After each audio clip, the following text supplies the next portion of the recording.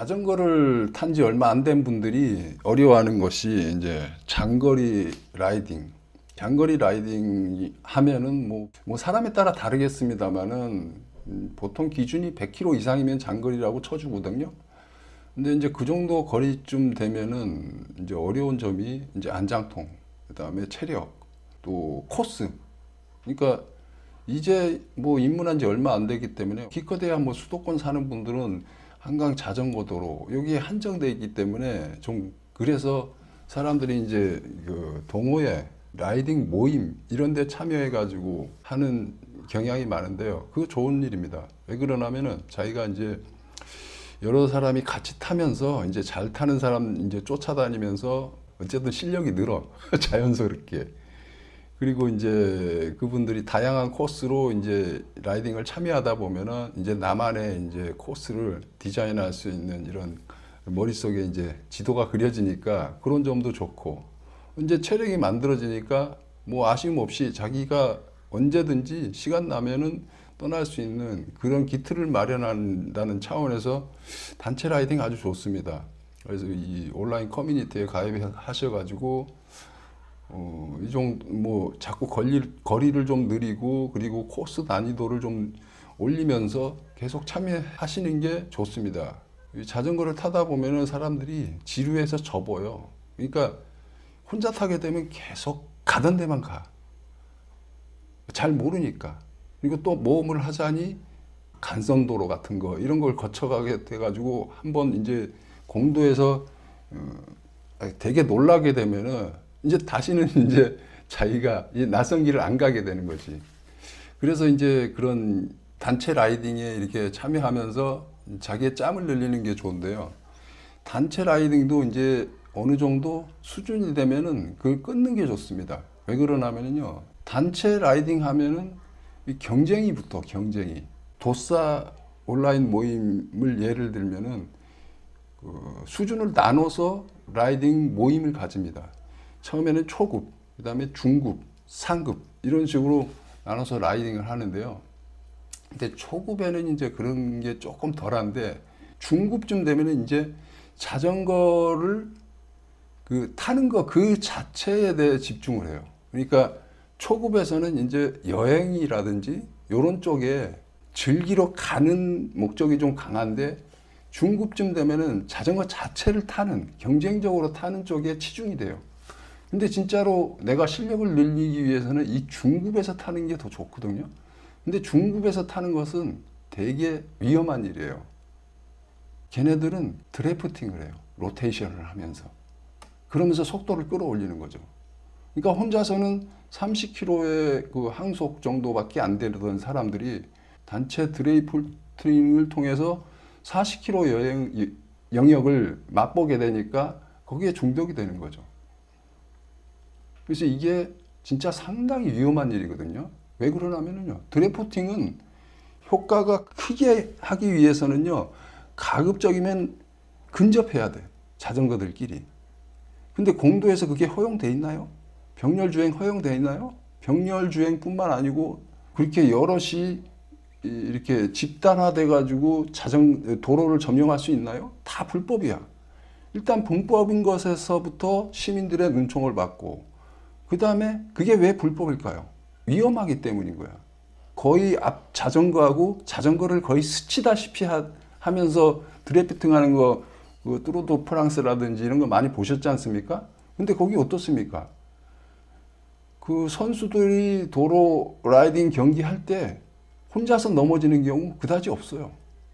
그 날고 기는 선수들도요, 드래프팅 하다가 거기에 휘말려 가지고 다 사고 나고 이래 가지고 사망 사고 나고 뭐 옷 다 뜯기고 경기 포기하고 막 그런 것들이 대부분 드래프팅 그룹 안에서 일어나는 일이에요.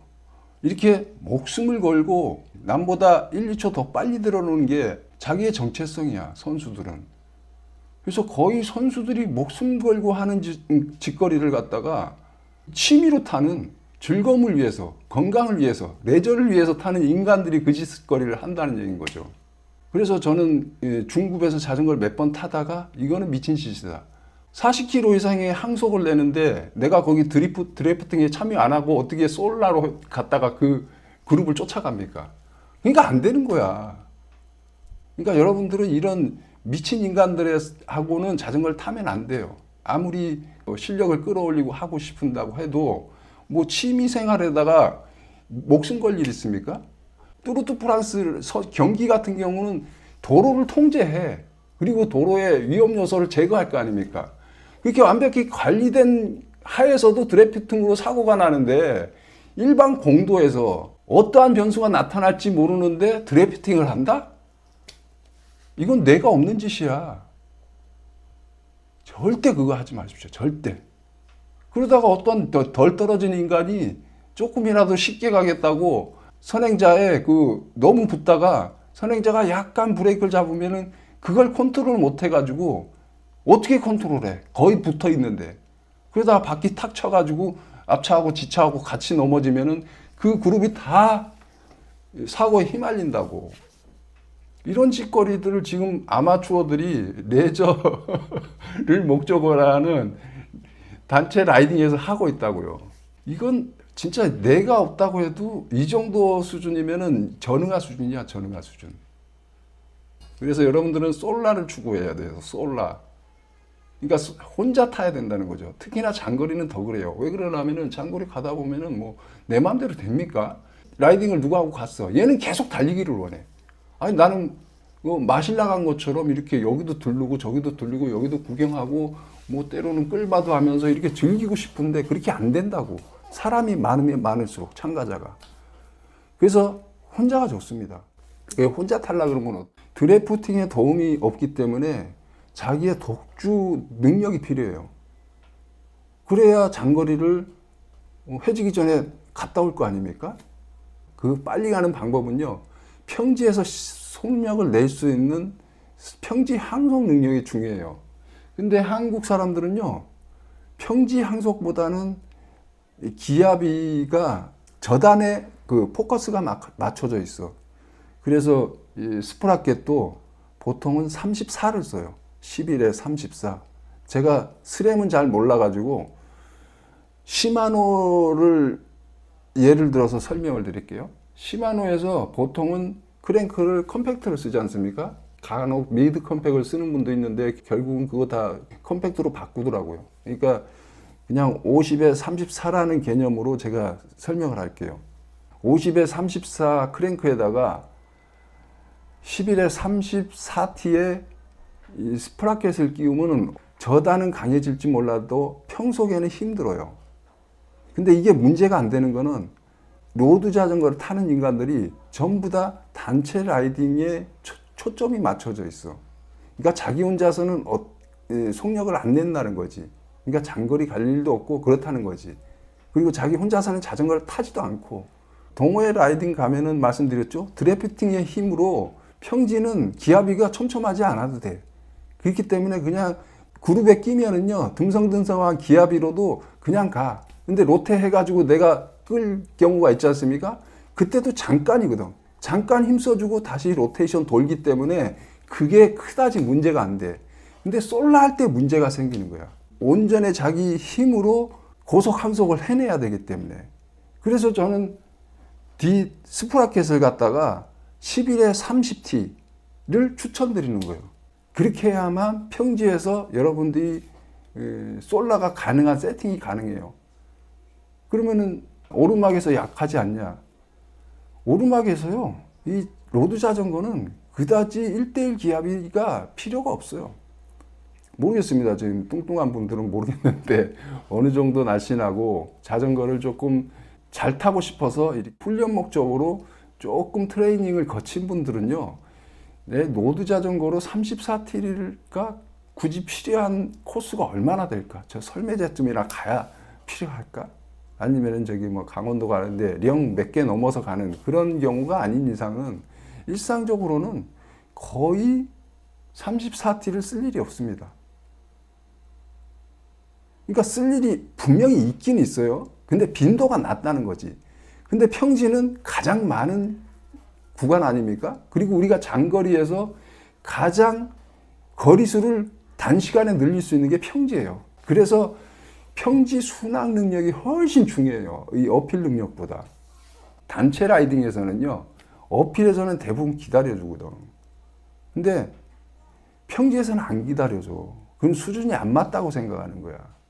그러니까 여러분들은 동호회 참석하는 순간 드래프팅으로 목숨을 걸어야 돼. 그러니까 그거는 지향하시고 솔라를 추구하십시오. 그러니까 제가 왜 10일에 30T를 추천드리냐면요. 12단 같은 경우는 10일에 30T면은요.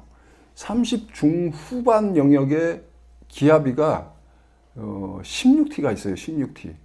50에 16T를 섞으면은요. 35에서 40 사이에 이 페달링이 가능해져요. 그러니까 페달링 속도, 케이던스에 따라 다른데 저같이 조금 느린 타입이면 한 35km 정도에 걸리고 좀 빠른 분들은 30km 후반까지도 걸려요. 그래서 제일 많이 쓰이는 영역이요. 17T에서 15T 사이야. 그러면은 17T에서 16T 없이 15T로 넘어가면은 여기서 부하가 걸린다고. 그래서 그냥 평지가 그냥 30km 초반대로 한정이 돼. 왜? 17에서 15T로 바로 넘어가면은 부하가 걸려서 곧 내리게 되거든. 억지로 하다 보면 그냥 털려가지고 100km 못 가. 그냥 지쳐서 집에 돌아와. 택시 불러가지고 실려와야 돼. 그렇기 때문에 16T의 부재는 아주 큰 거예요. 솔라 할 경우는. 말씀드렸다시피 드래프팅에서는 못 느껴. 그래서 이거를 찾는 사람들이 진 짜덕이에요. 그러니까 16T에 대해서 부족함을 못 느끼는 사람들은 항상 남한테 얹혀서 다니는 거야. 목숨 걸고 드래프팅 하는 인간들이야. 자기 혼자서 16T 없이 고속 항속이 가능한 사람, 그 일반인들이 많지 않습니다. 근데 16T가 있음으로 해서 15T도 잘 활용하게 돼. 그러니까 40km 가까이 항속이 가능해진다는 얘기인 거죠. 왜? 16T가 있기 때문에. 16T가 도와주거든. 17T에서 좀 너무 가벼운 것 같아가지고 올리면 16T가 되잖아. 그러니까 거의 큰 부하 없이 여기서 또 페달링으로 속도가 올라가. 그래서 곧 가벼워져. 그래서 15T까지 가능해진다는 거지. 그런데 여기서 16T가 빠지면요. 17T에서 15T로 바로 넘어가기 때문에 왔다 갔다 할 뿐이지 여기서 버티지를 못해. 그러니까 30 초반에서 놀다가 조금 더 하려고 용 써봐야 이 16T가 부재됐기 때문에 15T로 가면은 금방 털립니다. 그러니까 한번 무마돼서 거쳐서 이렇게 올라가면은요, 우리가 다리에 데미지가 덜하지 않습니까? 그래서 15T가 활용도가 높아지는 거예요. 16T가 있음으로써 오히려 15T 활용도까지 높아지는 거야. 근데 16T가 부재되면은요, 16T뿐만 아니고 15T 활용도도 확 떨어져. 15T를 사용할 수 있도록 도와주는 16T가 부재되어 있기 때문에. 그래서 제가 11, 30 카세트 조합을 추천드린 겁니다. 근데 12단에서 11에 34를 선택하시면은요, 16T가 빠져. 34T를 위해서.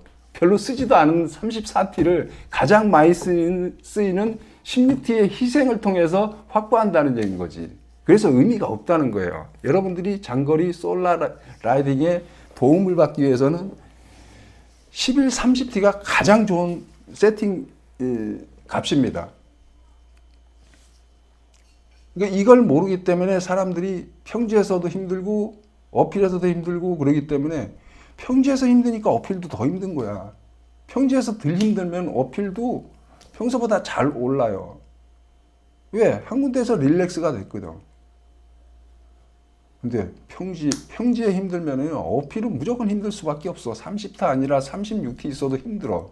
왜? 평지에서 너무 힘들었거든. 그래서 솔라에 범용적으로 쓰일 수 있는 기압비는 11에 30T의 스프라켓이다. 그리고 11단 같은 경우는 11에 30T에도 16T가 빠져요. 그래서 이거는 훈련을 통해서 극복할 수밖에 없고, 그걸로도 안 된다 그러면은 앞 크랭크를 갖다가 그 그래블에 48T가 있어요. 48, 30인가? 31인가? 그렇게 조합이 돼 있어요. 그거 호환이 되면은 그걸로 튜닝하셔도 좋고, 아니면은 아예 미드 컴팩으로 가도 돼요. 미드 컴팩이 52에 36이잖아요. 2T씩 더 많아지는 거야, 컴팩트보다. 왜 그걸 추천드리냐면은 그걸로 이너로 평지를 할 수 있다는 얘기인 거죠. 36T를 이용해서. 평지에서도 30 후반까지 가능해. 이너로. 그러니까 아우터 쓸 일이 거의 없다는 거죠. 그러면은 이 크랭크가 T수가 컴팩트보다 현저히 줄어들었지 않습니까?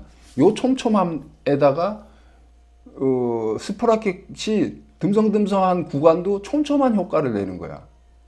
그래서 이렇게 앞뒤 조합을 하면은 괜찮은 기압이 조합이 나올 수가 있는 거예요.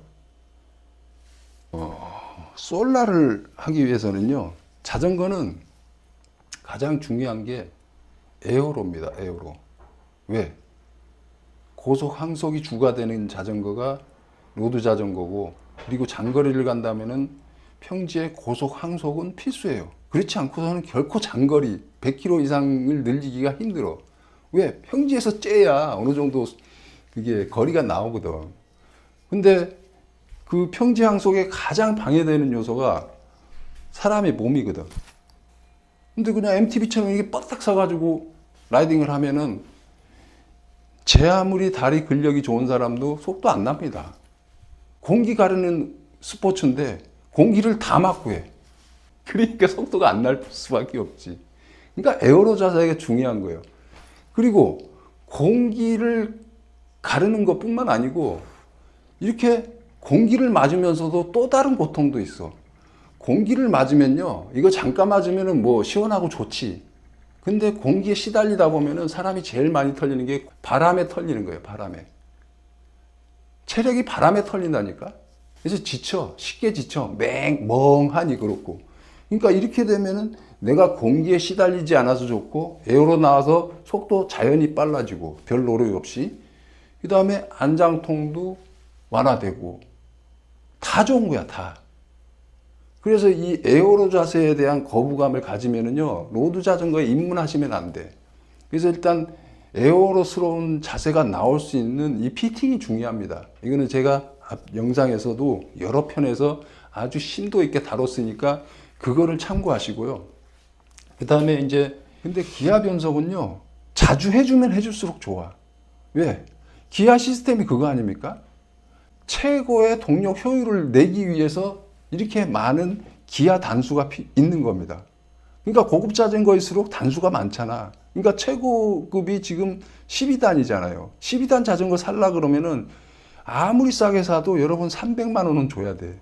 이 고가의 자전거를 사놓고서 변속을 꺼린다? 그러면 살 의미가 없어. 그냥 픽시 타.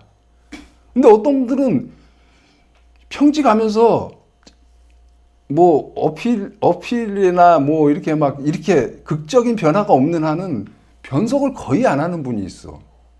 그런 분들 쉽게 털린다고. 웬만큼 무거워도 그냥 페달링하고, 웬만큼 가벼워도 그냥 힘 다 날리고 페달링을 하는 거지. 그러니까 효율적인 페달링이 안 된다는 거지. 그러니까 가급적이면 그 상황에 맞는 가장 최적의 기압비로 계속 변속을 해주는 게 좋습니다. 그러니까 그냥 같은 평지라도 어느 때는 앞바람 불고 어느 때는 뒷바람 불고 그러잖아요. 근데 어떤 분들은 평지에서 몇 단을 넣어야 돼요 이래요. 앞바람 뒷바람 영향도 있고 내 체력 상태에 또 따라서 다르고 한데, 그러니까 그 상황에 따라서 최적의 자기가 가장 부하가 적으면서도 가장 이 케이던스를 빨리 낼 수 있는 기아에다가 자꾸 변속을 해줘야 된다는 거죠.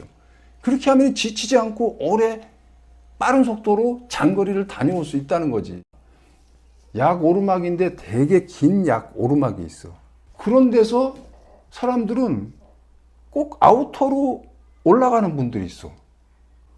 아우터로 올라가면은 제가 말씀드리잖아. 그런 은근한 약 오르막, 장거리 약 오르막을 갖다가 아우터로 오르게 되면 어떤 일이 생기냐면요. 여기는 이제 힘들기 때문에 오르막이니까 어쨌든 저단기아를 써. 스프라켓을. 그러면 어떻게 됩니까? 고단기아는 1T씩 늘어나고 줄고 하잖아요. 근데 여기는 어때요? 4T, 3T, 2T 막 이런 식으로 듬성듬성해. 그러니까 약 오르막에서 변속 한 번 하면은 무거움의 격이 달라지는 거야. 그러니까 듬성듬성한 기압비를 이용할 수밖에 없게 되는 거지. 약 오르막에서 아우터를 쓰면. 근데 이너를 써봐요. 약 오르막에서. 그럼 여기는 고단으로 자동스럽게 쓰게 돼. 이렇게 되면 어떻게 됩니까? 1T씩 올라가는 촘촘한 구간을 주로 쓰게 된다고. 그러니까 최적의 또 그 케이던스가 나오는 기압비를 조합해서 계속 꾸준하게 지치지 않고 올라갈 수 있게 된다는 거지. 근데 꾸역꾸역 왜 아우터로 올라가냐고. 아직 그 정상이 한참 남았는데. 그냥 짧은 낙하등은 그냥 댄싱 해가지고 그냥 안 털고 넘어가는 게 훨씬 효율적이에요. 내가 그걸 얘기하는 게 아니야. 은근한 오르막이 쭉 되는 거. 그런 데를 얘기하는 거예요. 그런 데를 끝까지 꾸역꾸역 그냥 아우터로 올라가니까 듬성듬성한 손해보는 구간을 쓰게 된다는 얘기지. 왜 그렇게 미련한 짓을 해요? 그래서 내가 물어봐. 아니, 왜 이렇게 긴, 약 오르막을 그렇게 굳이 아우터를 이용해서 올라가냐고. 그러면은 뭐라 그러면 뭐 어떤 인간은 또 뭐 남자는 아우터? 남자는 풀 아우터? 이런 말을 해요. 아이고 참네 어이가 없어서. 남자의 박력은 그런 데서 발휘되는 게 아니고 100km 좀 탔다고 뭐 지나가지고 뭐 징징거리지 않고 조금 힘든 오르막 올라갔다고 중간에 자전거 던져놓고 쉬고 이러는 게 이런 거 안 하는 게 남자다운 거지. 최적의 기압이 조합을 못하는 멍청한 짓을 무슨 남자는 아우터야. 그렇게 해가지고 장거리 못 가. 가더라도 겁나게 힘들게 갔다 와. 그러니까 어떤 사람들은 보면은 이제